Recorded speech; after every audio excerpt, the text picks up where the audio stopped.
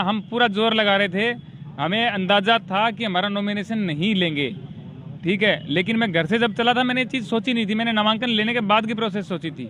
लेकिन यहाँ पे आने के बाद जो चीज़ें हुई उससे मुझे लगा नामांकन नहीं ही लेंगे।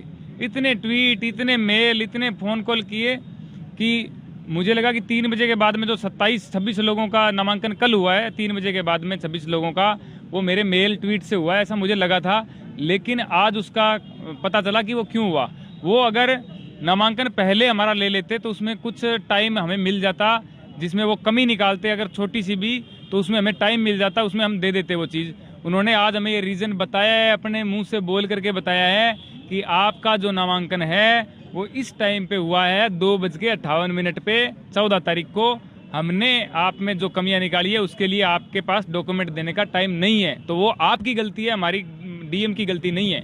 मैंने कहा सर आपने 5 बजे नॉमिनेशन लिया है, 2:58 पे नहीं लिया है। तो उन्होंने कहा तो फिर क्या हो गया, 5 बजे लिया तो आपके लिए लिया है नॉमिनेशन, तो वो भी नहीं लेना था।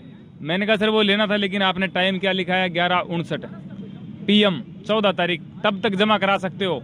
इसलिए हम रात को ही डॉक्यूमेंट तैयार करके 10:15 बजे के लगभग यहाँ पे आए थे।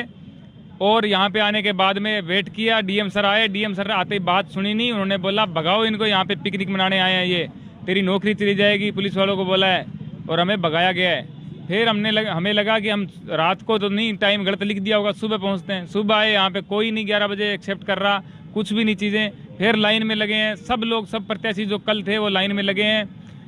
बारी नहीं आई है 3 बजे तक, बारी नहीं आई। फिर 3 बजे बाद धीरे धीरे एक एक करके सबको अंदर लिया है और सबको बोला है कि आपने शपथ नहीं ली, आपके अंदर ये कमी है, वो कमी। डॉक्यूमेंट पेश कर रहे हैं, आज सारे लोग डॉक्यूमेंट पेश कर रहे हैं कि सर 24 घंटे भी नहीं हुए, हम दे रहे हैं डॉक्यूमेंट। कहते हैं आपके पास टाइम ही नहीं है। बताया गया आपके नामांकन पत्र का खारिज होने का शपथ नहीं ली सर, शपथ नहीं ली ये कारण बताया। जबकि मैंने देखा बाद में, क्योंकि मोदी जी जब शपथ ले रहे थे हम तो यहाँ पे लाइनों में लगे हुए थे, तो मैंने बाद में देखा कि मोदी जी को शपथ सर दिला रहे हैं। और ये शपथ दिलाने का काम जो होता है वो उनका होता है। मैं पहली बार चुनाव लड़ रहा हूँ, अगर मैं ये बोल दूं कि मैं चुनाव लड़ूंगा, लड़ना चाहता हूं, तो भी चुनाव आयोग मुझे लड़ाए, ऐसा नियम है।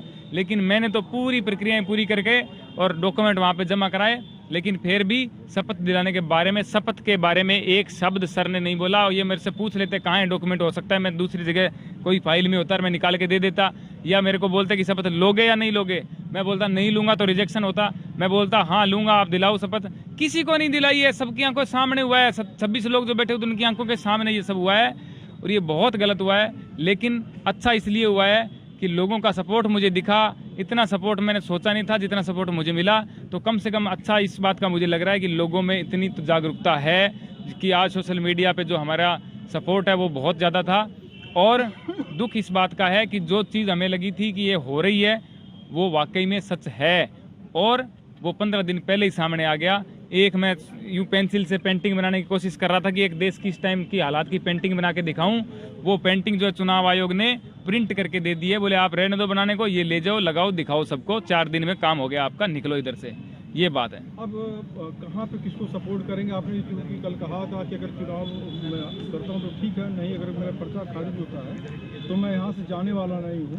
सर जाने वाला नहीं हूँ, मैंने ये बोला था जाने वाला नहीं हूँ। लेकिन जो चीज़ें हो रही है, मुझे हर कोई यहाँ का जो अच्छा बंदा है ना, मुझे आकर के बोल रहा है श्याम जी आप किसी को जगह मत बताओ, आप यहाँ से जो है ध्यान से जाओ, आप बाहर निकलो, ध्यान से निकलो, आप पे बहुत ज़्यादा थ्रेट हैं, आप संभल के रहो, ठीक है। और मेरे पास हर जगह से फ़ोन आ रहे हैं। जब नामांकन नहीं हुआ था उस टाइम आ रहे थे, नामांकन हुआ तब हमें हौसला हुआ कि चलो ठीक है अब कोई दिक्कत नहीं है।